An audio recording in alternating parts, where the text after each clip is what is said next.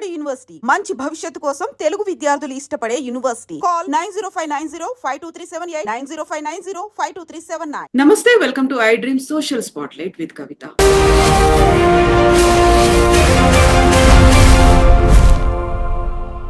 పహల్గామ్ లో దారుణం జరిగింది. కొన్ని ఏళ్ల తర్వాత ఒక రక్తపాతాన్ని చూశారు కశ్మీర్ ప్రజలు. అమాయకమైనటువంటి ప్రాణాలు పోయాయి. 26 మందిని పేర్లు అడిగి, మతాన్ని అడిగి కాల్చి చంపారు. ఇక్కడ వైఫల్యం ఎవరిది కనిపిస్తోంది? భద్రతా పరమైనటువంటి లోపాలున్నాయా, లేకుంటే పాకిస్తాన్ చేసినటువంటి దుర్మార్గంగా దీన్ని చూడొచ్చా? ఎందుకని కశ్మీర్ లోయలో ఇలాంటి రక్తపు టేర్లు పారుతున్నాయి? బోల్డెని క్వశ్చన్స్ ఉన్నాయి. మనతో పాటుగా ఉన్నారు లోక్ సత్తా ఫౌండర్ డాక్టర్ జయప్రకాష్ నారాయణ గారు. సార్ నమస్తే. నమస్తే కవిత. సార్, కశ్మీర్ అనగానే మనకి అందాల లోయలు ఇవన్నీ కనిపిస్తూ ఉంటాయి. కొన్నేళ్ల పాటు ప్రశాంతంగా ఉంది అనిపించింది. ఇప్పుడేంటి సార్ ఇంత సడన్ గా 26 మంది ప్రాణాలు కోల్పోవడం? ఏం జరుగుంటుంది అనుకుంటున్నారు? ఎక్కడ లోపం కలిగింది? కవిత, మనం 2 విషయాలు ఉగ్రవాదాన్ని గురించి గుర్తుంచుకోవాలి. మొట్టమొదటిది ఎసిమెట్రిక్ వార్ఫేర్. అంటే ఒక దేశంలో కానీ, ఒక నగరంలో కానీ, రాష్ట్రంలో కానీ జీవితాన్ని అల్లకల్లోలం చేయాలంటే పెద్ద యుద్ధం చేయక్కర్లా, వేల మంది సైనికులు అక్కర్లా. కొద్ది మంది ఆయుధాలతో సరైన సమయంలో సరైన రీతిలో అమాయకుల ప్రాణాలు పట్టబెట్టుకోవడానికి కానీ, జనజన స్తంభించడానికి కానీ గట్టిగా పూనుకున్నట్టయితే ఆధునిక యుగంలో ఎవరెక్కడైనా చేయొచ్చు. అమెరికా లాంటి దేశం కూడా, చాలా బలమైన దేశాల్లో కూడా మరి దేశం లోపల కానీ, దేశం బయట అమెరికా ప్రయోజనాలు దెబ్బతీసే రీతిలో కానీ ఉగ్రవాదం చర్యలు అడపదలప జరుగుతూనే ఉన్నాయి. ఎందుకంటే మీరు ప్రతి చదరపు గజం స్థలంలో ఒక సైనికుడిని పెట్టలేరు, ప్రతి మనిషి వెనకాల ఒక పోలీసు నిఘా పెట్టలేరు. అది అసాధ్యం. అలాగే అంతర్జాతీయ సంబంధాల వల్ల, ఇతర దేశాల నుంచి వచ్చే సమాచారం వల్ల మనకు కొంత సమాచారం అందుతుంది. అలాగే మనకి ఎలక్ట్రానిక్ సర్వేలెన్స్ కానీ, లేకపోతే ఎంబెడెడ్ ఇంటెలిజెన్స్ కానీ, ఇతరమైన పద్ధతులు కానీ నిఘా విఘాపాలు ప్రయత్నం చేస్తుంటాయి. కానీ ఎప్పుడు కూడా ఒకవేళ ఏమన్నా నిఘాలో మన మీద దాడి జరిగే అవకాశం తెలిసినా కూడా చూచాయిగా తెలుస్తుంది తప్ప ఎక్కడ ఎప్పుడు స్పష్టంగా ఎప్పుడు తెలియదు. ప్రపంచంలో ఎక్కడైనా తెలియదు. చేత ప్రధాన్ని కూడా మనం వెంటనే గుండెలు బాదుకుని నిఘా విభాగం వైఫల్యం తిట్టడం కాకుండా, ఒకటి ఇప్పుడు దీని మీద ప్రతి చర్యలు ఎట్లా ఉండాలి, అది కూడా మనం ఆవేశంతో ఆగ్రహంతో స్పందించడం కాకుండా చాలా ఆచితూచి మనం అనుకున్న సందర్భంలో, మనం అనుకున్న రీతిలో, మనం అనుకున్న చోట మన ప్రయోజనాలు కాపాడే రీతిలో, టెర్రరిస్టులు దెబ్బతీసే రీతిలో మనం స్పందించాలి.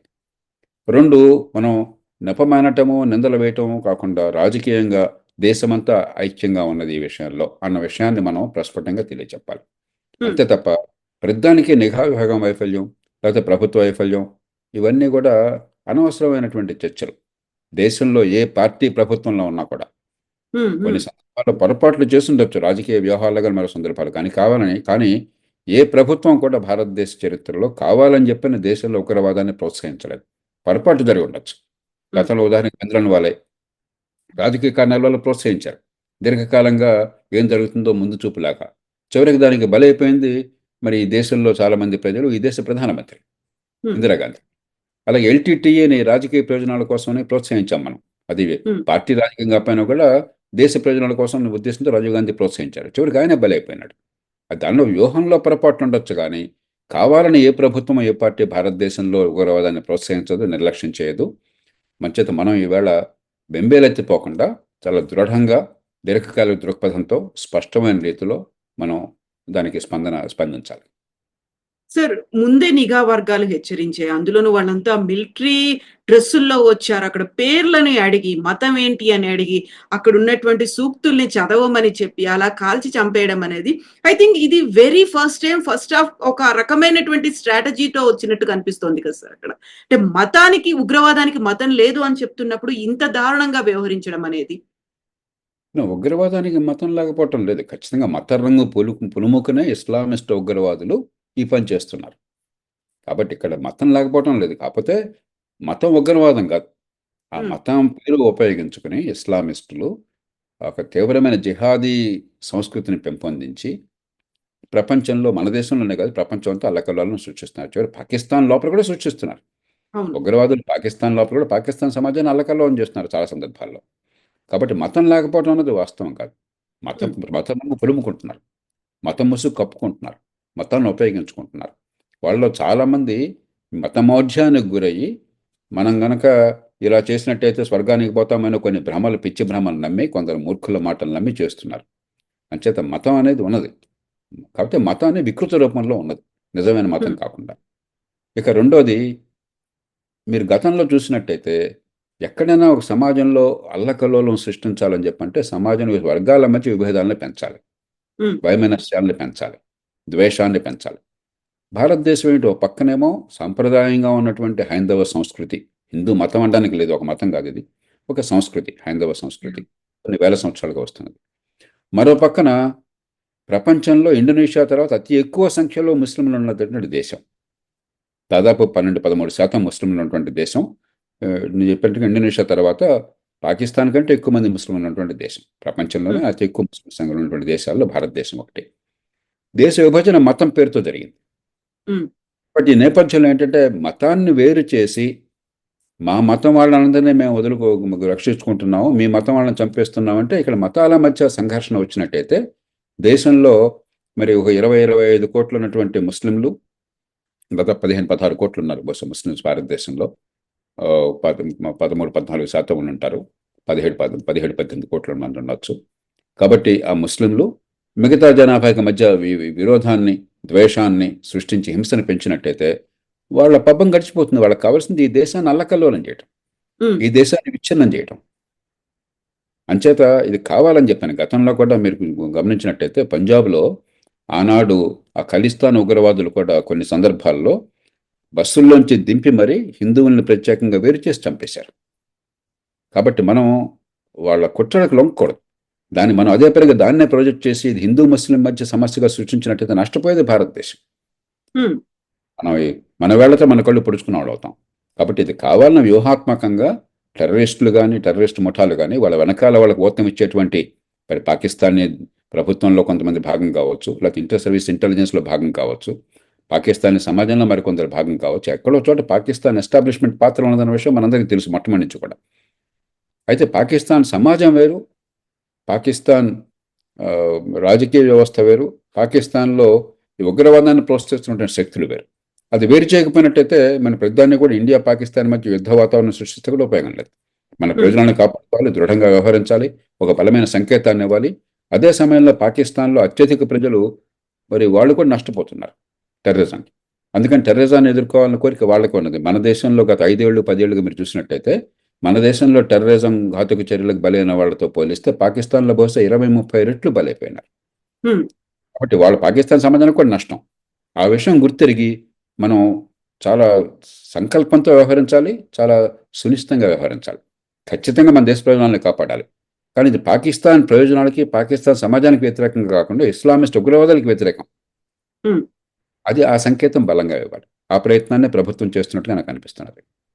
సార్, ఇక్కడ పాకిస్తాన్ ఆర్మీ చీఫ్ ఒక వారం కింద కీలకమైనటువంటి కామెంట్లు చేశారు. కాశ్మీర్ ని ఎట్టి పరిస్థితుల్లోనూ మేము వదులుకోము, హిందువుల్లాగా మేము కాదు అనే మాటతో పాటుగా లష్కర్-ఏ-తోయిబా చీఫ్ కూడా అదే మాట అన్నారు, మేము రక్తపు టేరుల్ని పారిస్తాము అనేది. ఒక అలర్ట్ అవ్వాల్సినటువంటి తరుణం, ఇంటెలిజెన్స్ కూడా హెచ్చరికలు జారీ చేసింది అనుకున్నప్పుడు ఇంతమంది చనిపోవడం, అందులోనూ కాశ్మీర్ లో అన్ఎక్స్పెక్టెడ్ గా జరగడం అనేది, మిలిటరీ దుస్తులు ధరించి రావడం, ఇవన్నీ కూడా చూస్తూ ఉంటే ఇప్పుడు ఫోకస్ అంతా పాకిస్తాన్ మీద పెట్టాలా, లష్కర్-ఏ-తోయిబా మీద పెట్టాలా, లేకుంటే చేస్తోంది మిలిటెంట్లు అనుకోవాలా, దేన్ని టార్గెట్ గా మనం పనిచేయాల్సిన అవసరం ఉందంటారు సార్?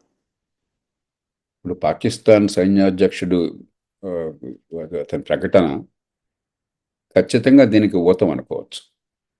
దానికి 2 రకాలైన వ్యాఖ్యలు ఉన్నాయి. ఒక రకమైనది ఏంటంటే ఒక సంకేతాన్ని టెర్రరిస్ట్ గ్రూపులకు ఇస్తున్నారు, పాకిస్తాన్లో సైన్య ఉనికిని చాటడం కోసం, సైన్య ప్రభావాన్ని చాటడం కోసం అని చెప్పని. హిందువులతో రాజీ పడే సమస్య లేదు. ఒక మదీనా రాజ్యం, మహమ్మద్ ప్రవక్త ఎట్లాగైతే రాజ్యాన్ని ఏర్పాటు చేస్తారో అలాంటి మదీనా రాజ్యాన్ని, 2వ రాజ్యం అలాంటిది ఏర్పాటైంది పాకిస్తాన్. కాబట్టి మేము ఇస్లాం కోసం సర్వశక్తులు వడ్డుతామని చెప్పని ఒక సంకేతాన్ని ఇచ్చి ఉగ్రవాదాన్ని గుర్తించారు. ఒక రకమైన వ్యాఖ్య. మరో రకమైన ఏంటంటే ఇమ్రాన్ ఖాన్ అక్కడ ఇప్పటికి కూడా జైల్లో ఉన్నా కూడా ప్రజల్లో బహుళ ప్రాచుర్యం ఉన్నది. ఇమ్రాన్ ఖాన్ కాస్త మత సంస్థలతో కాస్త పొత్తు ఉన్నట్టుగా చాలా మంది అభిప్రాయం ఉన్నది. ఉగ్రవాదాన్ని ప్రత్యక్షంగా పరోక్షంగా ప్రోత్సహించాలని చెప్పిన అభిప్రాయం ఉన్నది. కాబట్టి ఇమ్రాన్ ఖాన్ కొన్న మద్దతును లాక్కోవడం కోసం చేశారని మరొక వ్యాఖ్య ఉన్నది. వాస్తవం ఏంటి తెలియదు, ఖచ్చితంగా ఆ నేపథ్యం ఈ చర్యకి ఉపకరించిందన్న విషయాన్ని మనం అంతా అంగీకరించాలి. రెండోది, అమెరికా ఉపాధ్యక్షుడు మన దేశంలో పర్యటిస్తున్న కాలంలో జరిగింది. అంటే ప్రపంచం దృష్టి అంతా మన దేశమే పడుతుంది. అందులో ఇటీవల కాలంలో అమెరికా ఉపాధ్యక్షుడు పెద్దగా పట్టించుకోకపోయిన ప్రజలు ఈ జేడీ వ్యాన్స్ని పట్టించుకుంటున్నారు. ఎందుకంటే ఆయన రాష్ట్రపతికి పూర్తిగా ఒక ముఖోటాలాగా, ఉమ్, రాష్ట్రపతికి ఒక ఒక మైక్రోఫోన్ లాగా వ్యవహరిస్తున్నాడు అమెరికా రాష్ట్రపతికి. కాబట్టి అమెరికా భావాలని యూరోప్లో ఈ మధ్యకాలంలో వివాదాస్పద ప్రకటనలు కావచ్చు, మరికొన్ని కావచ్చు, చాలా ప్రస్ఫుటంగా బలంగా వినిపిస్తున్న వాణి ఉపరాష్ట్రపతి. కాబట్టి ప్రపంచం దృష్టి అంతా కూడా అమెరికా ఉపరాష్ట్రపతి ఎక్కడికి వెళ్ళినా ఆయన మీద ఉంటున్నది, ఒక రాష్ట్రపతి వెళ్ళిన స్థాయిలో ఉంటున్నది. కాబట్టి ఆయన ఉన్నప్పుడు జరిగితే ప్రపంచం అంతా ఆకర్షిస్తుంది. ఉగ్రవాదుల ప్రధాన ప్రయత్నం ఏమిటి? దేశం లోపల అల్లకల్లోలం సృష్టించడం. రెండు, ప్రపంచం దృష్టి మొత్తాన్ని ఆకర్షించడం. ఉమ్, వాళ్ళు ఏం చేసినా కూడా ప్రపంచం మొత్తం చూడాలి, నిర్ఘాంతపోవాలి. ఇది వాళ్ళు ఏ అంశాన్ని కోరుకుంటున్నారో అది ప్రధానమైన అంశంగా, చర్చాంశంగా రావాలి. కాబట్టి ఈ రెండు వెనకాల దాగున్నట్టు కనిపిస్తున్నది. కాబట్టి ఖచ్చితంగా దీనిలో పాకిస్తాన్ సమాజం మొత్తంలో భాగస్వామ్యం లేకపోయినా కూడా పాకిస్తాన్ సైన్యం కావచ్చు, ఇంటర్ సర్వీసెస్ ఇంటెలిజెన్స్ కావచ్చు, పాకిస్తాన్ ప్రభుత్వంలో కొన్ని వర్గాలు కావచ్చు, నిఘా విభాగం కావచ్చు, వాళ్ళ మద్దతు ఉన్నదన్న విషయం అందరికీ తెలుసు, మన దేశం మీద దాడి చేయడం కోసం చెప్పాను. రెండోది, ఖచ్చితంగా ఆ నేపథ్యంలో ఎలాంటి దాడులు జరిగే అవకాశం ఉందని చెప్పి మనం ఊహిస్తాం. నిఘా విభాగాలు కొంత సమాచారం కూడా అందవచ్చు. కానీ ఇందాక నేను చెప్పాను, నిర్దిష్టంగా ఫలాని చోట, ఫలాని రోజు, ఫలాని రీతిలో అన్నది ఎవరికి తెలియదు. ఉమ్, మన దేవుళ్ళం కాదు. ఎవరికి కూడా ఖచ్చితంగా ఇలాంటి పహల్గాంలో ఈ రీతిన, ఈ రోజున ఇలా చేస్తారనేది ఎవరు ఊహించలేరు. మనం ఎంత జాగ్రత్త అప్రమత్తంగా ఉన్నా కూడా మరి ప్రతి మనిషికి ఒక సైనికుడిని పెట్టలేం. ఉమ్, ప్రతి చోట ఒక పోలీసు అధికారినో, పోలీసు సైనికులను పెట్టలేం. ప్రపంచంలో ఏ దేశంలోనూ పెట్టలేరు. చైనా లాంటి దేశంలో ఏమిటంటే అంతర్గతంగా ప్రజలకి ఏ స్వేచ్ఛ లేదు కాబట్టి, ఒక టొటాలిటేరియన్ ప్రభుత్వం, సమాజం మొత్తాన్ని సర్వవ్యాపితమైన ప్రభుత్వం కాబట్టి, మానవ హక్కులన్న సమస్య లేదు కాబట్టి, చట్టబద్ధ పాలన గొడవ లేదు కాబట్టి, చైనా లోపల పూర్తిగా ప్రభుత్వ సరాధికారుల పైకి అవసరమైతే 1000 మందిని ఊచకోతకు వస్తుంది. ఉమ్, చైనా అలాంటి జరిగింది అనుకోండి, వాళ్ళకి అనుమానం వచ్చింది అనుకోండి, ఒక 100 మందిని కపాలు చేసి రేపు పొద్దునకల్లా ఉరి తీస్తే వాడు అడిగేవాళ్ళు లేడు అక్కడ. మనం ఒక ప్రజాస్వామ్య సమాజంలో ఉన్నాం, ఒక రాజ్యాంగబద్ధమైన సమాజంలో ఉన్నాం, హక్కుల్ని కాపాడే సమాజంలో ఉన్నాం, న్యాయ వ్యవస్థ ఉన్న సమాజంలో ఉన్నాం. కాబట్టి మనకి ఆ న్యాయ వ్యవస్థ పరిధి లోపల, రాజ్యాంగ పరిధి లోపల పనిచేయాలి. అలా ఉన్న ఏ దేశంలోనా కూడా మీకు ఎప్పుడో ఒకటి ఇలాంటి ఇబ్బందులు వచ్చే అవకాశం ఉంటుంది. నిరంతర నిఘా ఉండడము, అవి వచ్చినప్పుడు సరిగ్గా స్పందించడము, దీర్ఘకాలంలో ఇలాంటి అవకాశం లేకుండా, ఉదాహరణకు జమ్మూ కాశ్మీర్లో ఆర్థికాభివృద్ధి, ఆ ప్రజల్ని విశ్వాసంలోకి తీసుకోవటం, ఒక తరం కాలంలో మా పిల్లల భవిష్యత్తు ఈ దేశంతో ముడిపడి ఉన్నది, ఇక్కడ ఏమన్నా కనుక ఇప్పుడు గతంలో ఈ గందరగోళం చేస్తే రేపొద్దు ఈ దారుణం వల్ల అక్కడికి టూరిస్టులు వెళ్ళటం ఆగిపోతే నష్టం వారికి, కాశ్మీర్ ఆర్థిక వ్యవస్థకి.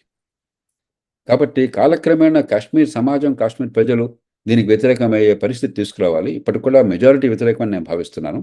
100కి 99 మంది, 100కి 100 మంది వ్యతిరేకమయ్యి కొద్దిమంది ఇలా ఉన్న వాళ్ళని వేరిపారేసే రీతిలో తీసుకొచ్చే సమాజాన్ని దీర్ఘకాలంలో సృష్టించాలి.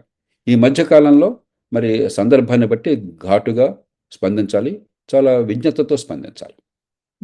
సార్, ఇప్పుడు అంతమంది ముష్కరులు వచ్చారు, పహల్గాంలో దాడికి దిగారు అని అంటే అక్కడ స్థానికుల సహకారం కూడా ఉంటుంది.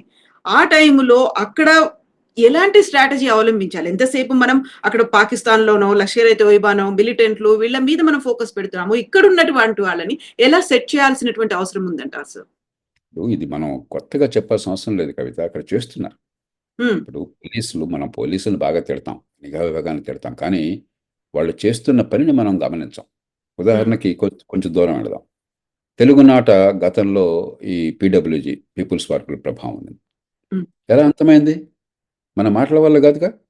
పోలీస్ యంత్రాంగం, నిఘా విభాగాలు, ప్రభుత్వంలో వివిధ శాఖలు కలిసి సమన్వయం చేసినాయి కాబట్టి, అలాగే జాతీయ స్థాయి ప్రభుత్వం, రాష్ట్ర ప్రభుత్వం సమన్వయం వ్యవహరించినాయి కాబట్టి దాన్ని ఆ ప్రమాదం తొలగించగలిగారు. ఇంకా ఇతర రాష్ట్రాల్లో ఉన్నది, ఛత్తీస్గఢ్లో ఇంకా ఉన్నది. కాలక్రమేణా మన నుంచి వాళ్ళు నేర్చుకోవాలి, వాళ్ళ నుంచి మనం నేర్చుకోవాలి. అట్లాగే పంజాబ్లో గతంలో ఉగ్రవాదాన్ని చూసాం. మరి కొన్ని సందర్భాల్లో కఠినంగా వ్యవహరించాలి, కొన్ని సందర్భాల్లో ఉదారంగా వ్యవహరించాలి. మనం ఉగ్రవాదుల మీద తీవ్ర చర్యలు తీసుకుంటేనే సమాజాన్ని దూరం చేసుకోకుండా ఉండాలి. ఆ ప్రయోగాలు జరిగినాయి కాబట్టే చాలా నష్టం జరిగింది. ఒక ప్రధానమంత్రిని కోల్పోయాము మనం. ప్రధానమంత్రి పదవిలో ఉన్న ప్రధాని ఇందిరాగాంధీ గారిని 44లో అక్టోబర్ 31న కోల్పోయినాము.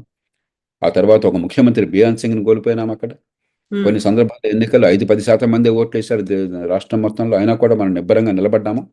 దీర్ఘకాలంలో పంజాబ్లో ఉగ్రవాదం తొలగిపోయింది. అలాగే కాశ్మీర్లో కూడా. అంచేత ఒకటి స్వల్పకాలిక వ్యూహము, టెర్రరిజాన్ని అంతం చేసే వ్యూహం ఒకటి. 2 దీర్ఘకాలికంగా సమాజం మొత్తాన్ని భారత జీవన స్రవంతిలో భాగం అన్న విషయాన్ని గుర్తు చేస్తూ వారి భాగస్వామ్యాన్ని ఇస్తూ టెర్రరిజాన్ని వాళ్ళు ఎదుర్కొని ఏర్పాటు చేయడం 2 రోజులు. రెంటిని కలపాలి. ఆ ప్రయత్నం జరుగుతోంది. మనం కొత్తగా వాళ్ళకి ఉపన్యాసాలు ఇవ్వనక్కర్లేదు. ఆ ప్రయత్నం జరుగుతోంది ఈ దేశంలో. అది ఖచ్చితంగా దీర్ఘకాలంలో ఫలితాలను ఇస్తుంది. కానీ మధ్యలో ఒడిదుడుకులు తప్పదు. ఎందుకంటే ఈ టెర్రరిస్టులుగా పాత్ర పోయినట్టయితే లక్షల తోబేగాని మరొకటి నాయకత్వంగా వాళ్ళ మొహం ఎవరు చూస్తారు? వాళ్ళ గురించి మీరు నేను ఎందుకు మాట్లాడుకుంటున్నాం? ఆ దుర్మార్గులు చేసిన ఈ దుశ్చర్య వల్ల మాట్లాడుకుంటున్నాం. కాబట్టి వాళ్ళ ఉనికే ఇలాంటి చర్యల మీద ఆధారపడినప్పుడు కొన్ని చోట్ల ఇలాంటివి జరుగుతుంటాయి. కాబట్టి ఇలాంటి చర్యలు ఉన్నప్పుడు 2 రకాలుగా మనం ఊహించుకోవాలి. ఒకటి, టెర్రరిజం పెరుగుతోంది అనడానికి సంకేతం కొన్ని చోట్ల. మరికొన్ని సందర్భాల్లో అంతరిస్తున్న సమయంలో బలహీన క్షీణం అవుతున్న సమయంలో ఒక్కసారి ఆరిపోతున్న కొవ్వొత్తి వెలుగుతుంది. అలా మళ్ళీ మేము ఉన్నామని చూపెట్టడం కోసం ప్రయత్నం. ఆల్-ఖైదా ఉంది, అటపదలపై ప్రయత్నాలు చేస్తూ ఉంటుంది. ఐసిస్ ఉన్నది, అటపదలపై ప్రయత్నాలు చేస్తుంది. కానీ ఐసిస్ కానీ ఆల్-ఖైదా కానీ గతంలో ఉన్నట్టుగా బలంగా లేవు. కానీ అంత మాత్రం చేత ఎక్కడ ఏ రకంగానూ కూడా ఉగ్రవాద చర్యలకు పాల్పడే అవకాశం లేదనుకోవటం పొరపాటు అవుతుంది. మనం కూడా అట్లాగా ఒక్కసారిగా మనం బెంబేలెత్తిపోయి బాబు మన దేశం మీద దండెత్తేస్తున్నారు, వాళ్ళు జయిస్తున్నారు, మనం ఓడిపోతున్నాం అన్న భావం అనవసరం. ఖచ్చితంగా గత 5-10 ఏళ్ళ కాలాలను చూసినట్టయితే ఉగ్రవాద చర్యలు తగ్గినాయి. మన ప్రభుత్వం, మన సమాజం చేసిన చర్యలు ఫలితాలను ఇస్తున్నాయి. కానీ ఇది పూర్తి ఫలితాలను ఒక్కరోజు ఓపికగా మనం ఫైట్ చేయాలి. చాలా సంకల్ప బలంతో చేయాలి.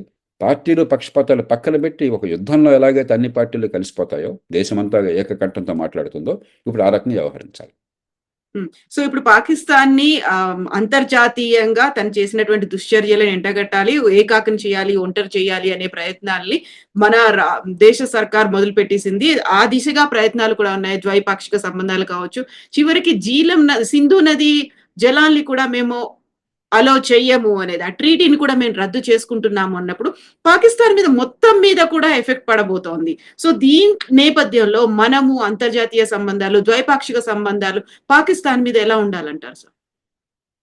ముందు సింధు నది వివాదం గురించి మీరు చెప్పారు. సింధు నది విషయంలో పాకిస్తాన్, భారత్ చాలా సమన్వయంతో ఒక సమస్యను చాలా చక్కగా పరిష్కరించుకున్నాయి. మనం సింధు నది మీరు చూసినట్టయితే సింధుకి 5 ఉపనదులు ఉన్నాయి. ఝేలం, చెనాబ్, రావి, బియాస్, సట్లెజ్.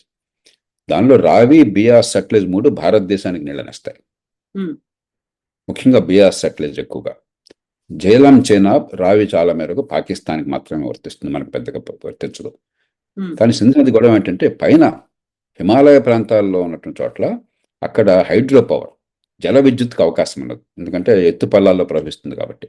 అందుకని మనం హైడ్రో పవర్ డ్యామ్ నిర్మాణం చేసుకున్నాం. అలాంటి డ్యాములు ఎత్తు ఉంటుంది కానీ పెద్దగా నీరు ఎక్కువగా నిల్వ చేయవు. ఎక్కడ హైడ్రో పవర్ డ్యామ్స్ ఉన్నత స్థాయిలో మనం కొండల్లో, పర్వతాల్లో చేసినా కూడా నీళ్ళని ఎక్కువ నిల్వ చేయదు. కాబట్టి ఎప్పుడు నీళ్లు వదలాలి, ఎంత మేర నిల్వ చేయాలి, ఈ విషయంలో ఒక ఒప్పందాన్ని చేసుకుంటూ ఆ సింధు నది ఒప్పందంలో ప్రపంచ బ్యాంక్ కట్టబెట్టాం మధ్యవర్తిత్వాన్ని. ఆ మధ్యవర్తిత్వంతో చక్కటి ఒప్పందం వచ్చింది. చాలా కాలం అమలైతే పాకిస్తాన్ మళ్ళీ ఈ మధ్య గొడవ చేసి మాకేదో అన్యాయం జరుగుతుందని అబద్ధాలు ఆడారు. దానిలో వాస్తవం లేదు, అపోహ తప్ప ఏం లేదు. మళ్ళీ ప్రపంచ బ్యాంకే పంపిస్తే ప్రపంచ బ్యాంక్ మనం ఏదైతే చెప్పామో దాన్ని అంగీకరించింది. మళ్ళీ ఆ ఒప్పందం నడుస్తోంది. ప్రస్తుతానికి అది ఆపేసామన్నాం. దానివల్ల నిజమైన పర్యవసానాలు పాకిస్తాన్కి తీవ్రంగా ఏమి ఉండవు. ఎందుకంటే మనమే నీళ్ళని పెద్దగా పట్టుకోవట్లే అక్కడ. మనం నీటిపారుదలకు వాటర్లా, మనం వ్యవసాయానికి కానీ, సాగునీటికి కానీ, ఇతర అవసరాలకు కానీ వాటర్లా. కేవలం కొద్దిపాటి నీటిని పైన జల విద్యుత్ ప్రాజెక్ట్ కోసం తాత్కాలికంగా పట్టడం జరుగుతుంది. అది ఒకసారి నిండిపోయిన తర్వాత నీళ్ళు అలాగా ఫ్లో అవుతుంటాయి. కాబట్టి ఇది ఒక సింబాలిక్ జెస్చర్. ఇదేమి పాకిస్తాన్ని దెబ్బతీయాలని, పాకిస్తాన్ సమాజాన్ని దెబ్బతీయాలి, పాకిస్తాన్లో వ్యవసాయ నాశనం కావాలని మనం కోరుకోవట్లా. పాకిస్తాన్ సమాజాన్ని మనం ఆకట్టుకోవాలి. భారత్తో సత్సంబంధాలు ఉంటేనే లాభం అన్న విషయం పాకిస్తాన్ సమాజానికి, మధ్యతరగతి వర్గానికి అర్థం కావాలి. కాబట్టి మన పాకిస్తాన్ మీద మనకి విద్వేషం చూపెడితే ప్రమాదకరం. పాకిస్తాన్ ప్రభుత్వంలో ఉన్న శక్తులు, పాకిస్తాన్ ఇంటర్ సర్వీస్ ఇంటెలిజెన్స్, ఉగ్రవాదాన్ని గుర్తించే శక్తులకి మనం బలంగా సంకేతాన్ని ఇవ్వాలి. కానీ పాకిస్తాన్ సమాజానికి వ్యతిరేకంగా అన్నట్టయితే దానివల్ల వాళ్ళు నష్టపోవచ్చు, కానీ మనకు కూడా నష్టం. కాబట్టి దాన్ని ఆ రకంగా అర్థం చేసుకోవాలి తప్ప ఇది పాకిస్తాన్ మీద యుద్ధకాంక్ష కాదు. ప్రభుత్వం అందుకని చాలా ఆచితూచి స్పందించింది. మేమేదో అర్జెంటుగా పాకిస్తాన్లోకి దాడి చేస్తామని చెప్పనలా, పాకిస్తాన్ మీద యుద్ధం ప్రకటిస్తున్నామల్లా. సంకేతాన్ని, బలమైన డిప్లొమాటిక్ సంకేతాన్ని, ఒక దౌత్యపరమైన సంకేతాన్ని ప్రపంచంలో పాకిస్తాన్ ఏకాకి చేయటము, మీరు గనక మాతో అనవసరంగా ఖాయం పెట్టుకుంటే పాకిస్తాన్ సమాజానికి ఆర్థికంగా ఇతరత్ర నష్టం జరుగుతుంది సుమా అని స్పష్టంగా సంకేతాన్ని ఇవ్వటము. ఆ ప్రయత్నాన్ని సరిగ్గా అర్థవంతంగా చేశారు. దాన్ని మనం పూర్తిగా మద్దతు ఇవ్వాలి. ఖచ్చితంగా ఉగ్రవాద విషయంలో ఎక్కడ సాక్ష్యాలు ఉన్నాయో బయటపెట్టి అంతర్జాతీయ సమాజం ఆంక్షలకి పాకిస్తాన్ మీద ఉండేట్టు చేయాలి. ఎందుకంటే పాకిస్తాన్ ఆర్థికంగా చాలా బలహీనంగా ఉంది. హ్మ్. ఈవేళ పాకిస్తాన్ చాలా దారుణ స్థితిలో ఉంది. 15, 20 ఏళ్ల క్రితం మనకంటే తలసరి ఆదాయం ఎక్కువ ఉన్న దేశం ఈవేళ మనలో సగం కూడా లేదు. పరిస్థితి చాలా క్షీణంగా ఉంది. ఐఎంఎఫ్ రుణం ఇవ్వకపోతే పాకిస్తాన్ మూలపడిపోతుంది, దివాలా హ్మ్. తీస్తుంది. ఆ హ్మ్. పరిస్థితిలో ఉంది కాబట్టి దాన్ని ఉపయోగించుకొని ఈ సాక్ష్యాలు బయటపెట్టి వాళ్ళని ఆర్థికంగా ఒత్తిడి తీసుకురావాలి. పాకిస్తాన్ సమాజానికి బలమైన సంకేతాన్ని ఇవ్వాలి. మేము మీకు శత్రువులం కాదు, కానీ మీకు మీరే శత్రువులైతే మీ వాళ్ళతో మీ కళ్ళు పొడుచుకుంటున్నారని చెప్పని. మూడోది, ఉగ్రవాద చర్యలకు పాల్పడ్డ వాళ్ళు, వాళ్ళకు ఊతమిచ్చిన వాళ్ళ విషయం నిర్దాక్షిణ్యంగా వ్యవహరించాలి. కాబట్టి హ్మ్. ఈ త్రిముఖ వ్యూహం కావాలి. దాన్నే ప్రభుత్వం అనుసరించే ప్రయత్నం చేస్తుంది. సార్ మన పాకిస్తానీయులకందరికీ వీసాల్ని రద్దు చేసింది. ఈవెన్ మెడికల్ వీసాలను కూడా మేము కంటిన్యూ చేయట్లేదని అనౌన్స్ చేసింది. ఆ తర్వాత పాకిస్తాన్ వాళ్ళేమో మన ఇద్దరు ఆర్మీ జవాన్లని పట్టుకున్నారు అనే వాదనలు ఇవన్నీ వార్తలు వినిపిస్తున్నాయి. ఈ నేపథ్యంలోనే చాలా వరకు వినిపిస్తున్నటువంటి వాదన సర్జికల్ స్ట్రైక్ చేసేయండి. నిజంగా దెబ్బకు దెబ్బ తీయాల్సిందే అనేటువంటి ఒక మాట తీవ్ర స్థాయిలో వినిపిస్తోంది సార్. మనం ప్రభుత్వానికి వదిలేయాలి. హ్మ్. ప్రభుత్వానికి, మన నిఘా విభాగాలకి, నేషనల్ సెక్యూరిటీ ఏజెన్సీకి, మన సాయుధ దళాలకు వదిలేయాలి. ఎందుకంటే మనం రాజకీయం చేసి రోజు ఒత్తిడి తీసుకొస్తే ఆందోళన పడి తొందరపాటుగా ఆలోచన లేకుండా చేశారనుకోండి, దేశానికి లాభం కంటే నష్టం ఎక్కువ చేకూరుతుంది. హ్మ్. ఖచ్చితంగా భారతదేశం ధీటుగా స్పందించాలి. ఉగ్రవాదుల మీద తీవ్రమైన ప్రతీకార చర్యలు తీసుకోవాలి. వాళ్ళని హ్మ్. అంతమొందించాలి. దీనిలో ఎక్కడ రాజీకి అవకాశం లేదు. ఇక ఎలా చేయాలన్నది మనం హడావిడిగా ఆగ్రహంతో చేయడం కంటే చాలా నింపాదిగా ఆలోచించి చేయడం చాలా అవసరం. అమెరికా లాంటి అంత సంపన్నమైన దేశం, అంత బలం ఉన్న దేశం, సైనిక బలం ఉంది, ప్రపంచంలో దౌత్య బలం ఉన్నది, ప్రపంచానికి అగ్రరాజ్యాల్లో అగ్రరాజ్యంగా భాసిల్లుతున్న దేశం. 2001లో ఏమైంది? ఆ ట్విన్ టవర్స్ కొల్లాప్స్ తర్వాత, ఆ 9/11 తర్వాత ఆగ్రహంతో స్పందించారు. ఆఫ్ఘనిస్తాన్ మీద దాడి అనివార్యం. ఎందుకంటే అక్కడ టెర్రరిస్టులకు ఊతమిచ్చి వాళ్ళని మాకు అప్పగించండి అని చెప్పి అప్పగించకుండా దాడికి పాల్పడతామని ఎప్పుడైతే అక్కడ తాలిబాన్ అన్నదో అక్కడ దాడి అనివార్యం. కానీ చేసిన రీతి వల్ల నష్టపోయింది అమెరికా. హ్మ్. అలాగే ఇరాక్ మీద దాడి అనవసరం. కోపంతో, ఆగ్రహంతో వేగంగా స్పందించారు.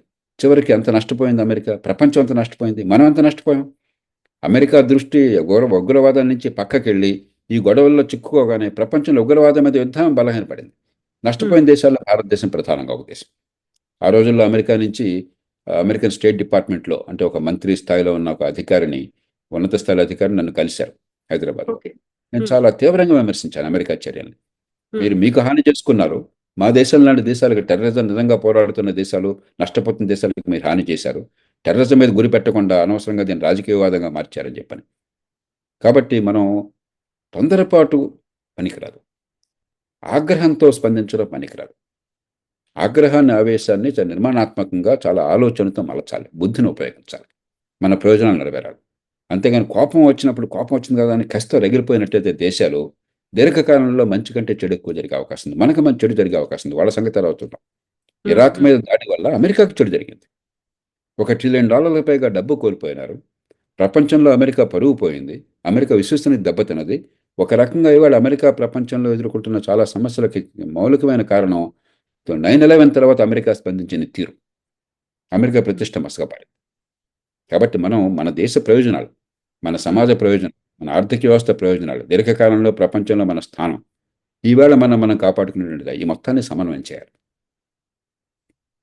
సో, భూతల స్వర్గం కశ్మీర్ సార్. ఇలాంటి రక్తపు టేర్లుండొద్దు. అమాయకుల ప్రాణాలు బలి కావద్దు. మళ్ళీ ఎప్పటికీ పచ్చగా సస్యశ్యామలంగా ఉండాలి అంటే ఎంత కాలం పడుతుంది సార్? ఏమేం జరగాలంటారప్పుడు? ఇప్పుడు ఒక్క సంఘటన చూసి మనం బెంబేలెత్తిపోకూడదు కవిత. హ్మ్. ఖచ్చితంగా నాకు బాగా గుర్తుంది. 1983లో నేను మా శ్రీమతి అప్పుడే మాకు పెళ్ళయింది. మేము వెళ్ళాం. హ్మ్. పహల్గాం హ్మ్. వెళ్ళాము. శ్రీనగర్ వెళ్ళాము. కాశ్మీర్ అంతా చూసాం. ఆనాడు ఏ గొడవ లేదు. హ్మ్. ఏమన్నా భేదం ఉంటే అప్పుడు ఎవరిని అడిగినా, ఎవరితో మాట్లాడినా కూడా మీరు ఎక్కడి నుంచి వచ్చారని నన్ను అడిగేవాళ్ళు. ఆంధ్రప్రదేశ్ అనగానే హ్యాప్ మిలావ్ అనేవాళ్ళు. ఏమిటి అని హ్మ్. చెప్పంటే ఎన్టీఆర్ సెంటర్ से लड़ रहे हैं आप, हम सेंटर से लड़ रहे हैं అంటే ఇది కేంద్రం అన్న మాట నాకు ఇష్టం లేదు. యూనియన్, రాష్ట్రం లేదా కేంద్ర రాష్ట్రాల మధ్య వివాదంగా మాత్రమే చూస్తారు తప్ప ప్రజలు ఉగ్రవాదంగా పరిగణించరు. ఆ హ్మ్. తర్వాత చేసిన రాజకీయ నిర్ణయాలు కొన్ని పొరపాటు నిర్ణయాలు చేశాం. ఇప్పుడు దానిలోకి వెళ్ళడం అనవసరం. నేను ఎవరిని తిట్టడం కోసం ఈ మాట చెప్పడం లేదు. హ్మ్. చక్కగా ఉన్న పరిస్థితిని చెడగొట్టింది మన రాజకీయ వ్యవస్థ. తాత్కాలిక రాజకీయ ప్రయోజనాలు కానీ, లేకపోతే అవతల వాళ్ళని ఇబ్బంది పెట్టడం కోసం కొన్ని చర్యలు కానీ, కొన్ని కవ్వింపు చర్యలు కానీ, వీటి వల్ల ఒక మామూలు సమస్యని ఒక ఉగ్రవాద సమస్యగా మనం మార్చుకున్నాం. దానికి మూల్యం చెల్లించాం. చాలా మేరకు పరిస్థితి కుదుటపడుతుంది. 370 రద్దు చేశారు. చాలా మంచిది అది. కాశ్మీర్కి ఒక బలమైన సంకేతాన్ని ఇచ్చాం. ఇక్కడి నుంచి అక్కడికి వలసలు సాధ్యమైనాయి. దేశంలో ఎవరెక్కడైనా నివసించవచ్చు. కాశ్మీర్లో కూడా అవకాశం వచ్చింది. అంతకుమించి అక్కడ ఆస్తులు కొనుక్కోవడం కానీ, పెట్టుబడులు పెట్టడం, అక్కడ ఉపాధి కల్పన, ఆర్థిక అభివృద్ధి, ఇవన్నీ సాధ్యమవుతున్నాయి. కాబట్టి పరిస్థితి మెరుగుపడుతుంది. కొన్నాళ్ల క్రితం, 5-6 ఏళ్ల క్రితం, 10 ఏళ్ల క్రితం అక్కడ కాశ్మీర్కి వెళ్ళాలంటే మనుషులు తడిచిపోయేవాళ్ళు. టూరిస్టులు కూడా వెళ్ళేవాళ్ళు కాదు. అలాగే అక్కడ 26 జనవరిని కానీ, 17 ఆగస్టుని కానీ అక్కడ భారతీయ జెండా ఎగరేయాలని చెప్పంటే శ్రీనగర్లో కూడా చాలా అసాధ్యమయ్యేది. ఇవాళ అవన్నీ మారిపోయినాయి. కానీ అడపాదడపై సంఘటనలు జరుగుతాయి. కాబట్టి ఆరిపోయే కొవ్వొత్తి కొన్ని సందర్భాల్లో వెలుగుతూ కనిపిస్తుంది. దానికి బెంబేలెత్తకూడదు. కఠిన చర్యలు తీసుకుంటూనే కాశ్మీర్ పరిస్థితి కుదుటపడుతోంది. కాబట్టి ఆ మౌలికమైన దీర్ఘకాల విధానం ఉంది. వలసల్ని ప్రోత్సహించడము, అక్కడ పెట్టుబడులను ప్రోత్సహించడము, ఉపాధి కల్పనని పెంచడము, టూరిజాన్ని ప్రోత్సహించడము కాశ్మీర్ ప్రజలకు మంచిది. కాశ్మీర్ ఆర్థిక వ్యవస్థకు మంచిది. కాశ్మీర్ యువతకు మంచిది. ఈ దీర్ఘకాలం దాన్ని కొనసాగించాలి. ఈ కంగారులో పడి దాన్ని ఆపేసామనుకోండి, మనం మే విన్ ద బ్యాటిల్, కానీ వాళ్ళ యుద్ధాన్ని నష్టపోతుంటాం. కాశ్మీర్ భారతదేశంలో పూర్తిగా విలీనం చేయాలంటే ఆర్థికంగా అన్ని రకాలుగా కాశ్మీర్ ప్రజలు ఈ దేశంలో ఉంటే ఉన్న లాభాన్ని గుర్తించడం మొదలెట్టారు. కాబట్టే ఇలాంటి చర్యలు అడపాదడప జరుగుతాయి. మళ్ళీ ప్రజల మనసుని విరిచేయడానికి, ప్రజల దృష్టిని మళ్లించడానికి, ఆర్థిక అభివృద్ధి మా పిల్లల భవిష్యత్తు కంటే మన మతమో లేకపోతే మన వర్గమో ఇంకో పిచ్చో ప్రవేశపెట్టడం కోసం, ఉన్మాద చర్యలు ప్రవేశపెట్టడం కోసం చెప్పి ఈ ప్రయత్నాలు చేస్తారు. మనం కూడా ఆ రకమైన నేరేటివ్కి వెళ్ళినట్టయితే, ఆ రకమైన చర్చకి వెళ్ళినట్టయితే ఉగ్రవాదులు ఏం కోరుకుంటున్నారో మనం అది చేస్తున్నాం. కాబట్టి దానికి సరిగ్గా స్పందించాలి. అదే సమయంలో దీర్ఘకాలంగా కాశ్మీర్ని దేశ స్రవంతిలో పూర్తిగా అంతర్భాగం చేసే చర్యలు మొదలెట్టారు. దాన్ని కొనసాగించాలి. Sir, thank you so much, sir. Thank you, JP Garu. Thank you, sir.